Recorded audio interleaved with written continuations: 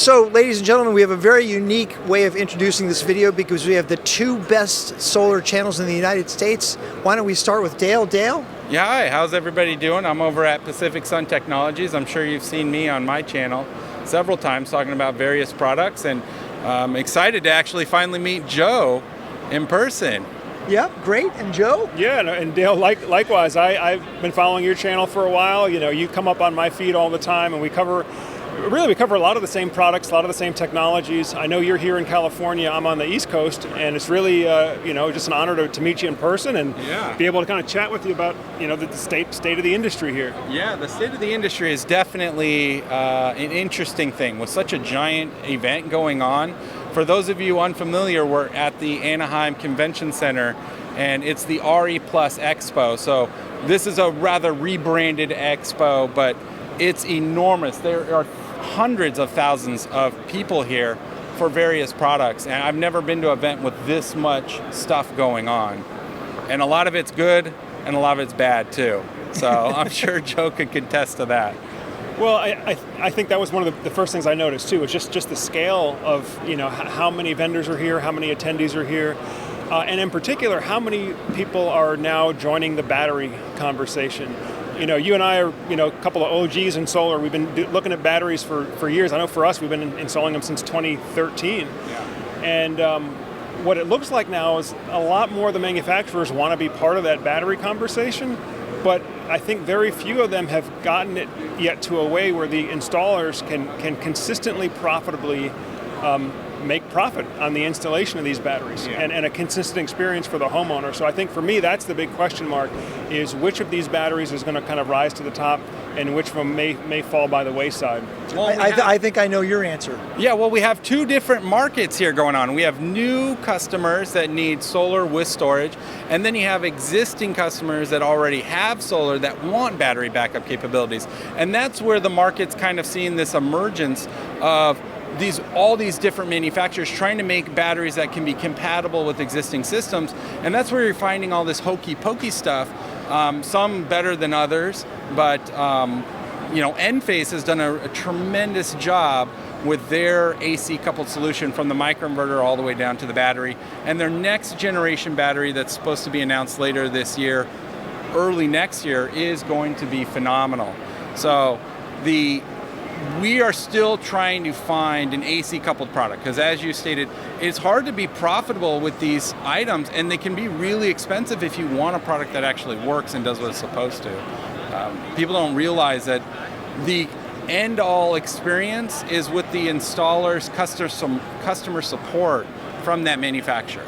So we've been certified for like 8 different batteries, from the Zone-In to the Q-Cell Q-Home to Iguana, and naming those, you don't really see those products anywhere. I don't know if what you've installed over the years is AC coupled, but as a retrofit. But I mean, that's where we're seeing a lot of the difficulties, I would think. Okay. Yeah. Joe, on the retros? Yeah, so when I started installing solar plus storage, when I started, we were doing purely off-grid systems. So we were using inverters like Outback or Schneider Electric, and then we were pairing that with forklift batteries, in some cases golf cart batteries. LED. The lead acid. The lead acid, yeah. And so then I think when I installed what I would consider maybe the first mainstream home backup was the Solar Edge Storage with LG Chem battery combination. That was targeted to more of a mainstream residential audience, but we saw failure rates were very high with that first generation battery. There was a recall, and then I see ultimately there was a recall with the second generation LG Chem battery as well. So as an installer, that really kills you. It kills your install business. You have to send your installation crews back out to the job site multiple times. You have to pay the logistics cost of getting that battery uninstalled, shipped back to the manufacturer, reinstalled, and all that's coming out of your pocket. The homeowner's not covering the cost. And the manufacturers cover very little towards labor, and they don't seem to have any remorse if it takes them 6 months to a year to send you a replacement, and you got a disgruntled customer. So they're leaving you a bad review as an installer, and it's not your fault. When you're not warranting the manufacturer's warranty, and a lot of people don't quite understand that. So your point is spot on. And have you had any experiences with the energy bank being any better? I have not had, I think we've only done about 5 Energy Bank installs, and I haven't had any failures on those yet. But right now we're really trying to focus down on just a couple of manufacturers that we have a high degree of confidence in. Yeah. And so as of today, if I'm recording this, if I'm honest with you, it's going to be Enphase battery, and it's going to be the Franklin whole home battery system. I think Enphase is a great solution if you're installing an Enphase solar system as well. So you have everything under one communications package, everything under one app, one-to-one. If you have to retrofit, I would recommend the Franklin battery today.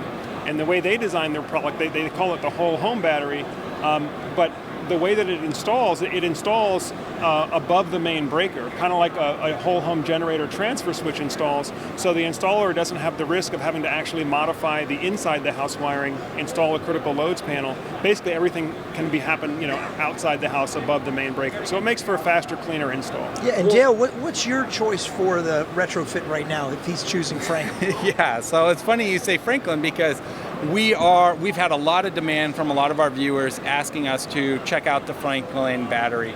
And we're here. I was on my way over there when I ran into Joe and Solar Surge. So I've had a lot of interest in our customers wanting us to check out that product. So we probably will be offering the Franklin, but we also are considering other products. I know Canadian Solar is coming out with the EPQ. So that's supposed to be a scalable AC coupled solution similar to the Franklin. At the end of the day, we're only going to offer our customers a product that we can get adequate customer support from the manufacturer. We don't want to have the issues that we have been troubled with companies like LG and SolarEdge in the past. Okay. So, yeah. And then kind of a big picture question for both of you. We just had the huge bill pass, and in our consultations for the inflation, the reduction. 10 years of better things for solar people. How do you think that's going to affect the solar industry in general for our country? Yeah, no, I think it's going to be a huge boost for our industry. I always say solar is a nonpartisan issue, and why I support solar is because it's one of those technologies that gives people more control over their lives, or their energy situation, which is a big part of their lives. And this is one of those few areas where the government will actually give you a financial incentive to get more independent, to be more self-sufficient. And so I think we may not have the world's energy problem solved, but the technology exists today that you can become energy independent on an individual level, or at least on a household energy needs level, and the government will give you an incentive to do that in terms of a tax credit. So I think it's going to be an excellent boost for the industry. The only thing I think taking some of the wind out of that is the rising interest rates, but we'll see. I understand balancing inflation versus ease of lending, but the combination of the solar tax credit and low interest solar financing options, I think is going to be a huge boost for us. Great. Dale? I agree, and I would hope that there are less leases and power purchase agreements out in the market, thanks to the Inflation Reduction Act extending the tax credit and increasing it. It's definitely going to help the industry, but this is an industry that's going to continue to grow regardless of the tax credits, because the cost of energy is rising greater than the cost of the renewable energy itself. So as manufacturers continue to produce more economically in terms of their solar panels and the microinverters and hopefully batteries, those prices are going to go down, and the tax credit I don't think was going to kill the market if it wasn't there or not. But at the end of the day, people, like you stated, they want to control their own energy at home, and it's all about freedom. That's what America is all about, is your independence from other entities, and the utility grid has had a monopoly for far too long. So, all right. Yeah. Yep. Well, anything you guys want to throw in? I just asked a few questions that you'd like to tell your audiences while you're here at the show. Well, be sure to subscribe to the channel, because we got a lot of great interviews with various manufacturers, and hopefully we have some sneak peeks of products coming out in 2023. So definitely hit that subscribe button. And if you're in our area of Southern California, then definitely request a hassle-free quote from us by visiting us on our website at pacificsuntech.com. You can, of course, inquire at Solar Surge, if you don't live in Southern California, because they service a much broader area, but we're working with them in some areas, so maybe we'll be able to offer, if you inquire on our website, we can refer you over to them, so that way you still get the service you need. Excellent. Thanks, Dale. Yeah, and for the Solar Surge audience too, if you haven't checked out Dale's channel, chances are you've already seen his videos recommended if you're watching Solar Surge, because we cover a lot of the same things. But if you haven't, taken a look at his channel, go take a look at his channel, and he might just give you a little bit different perspective. Having worked with some of these products, you've installed some different products than I have. But it's basically geared towards, just like we say, making sure that you as a prospective solar owner have the best information ahead of time, before going through or before committing to a solar installation. And that's why we're at events like this, so we can stay up to date and we can share that information with you to make sure that you guys are getting the best of what's available out here. Yeah, the solar industry is, you should be getting quotes, multiple quotes in most cases. I wouldn't say more than 3. I've had people get like 10 and 15.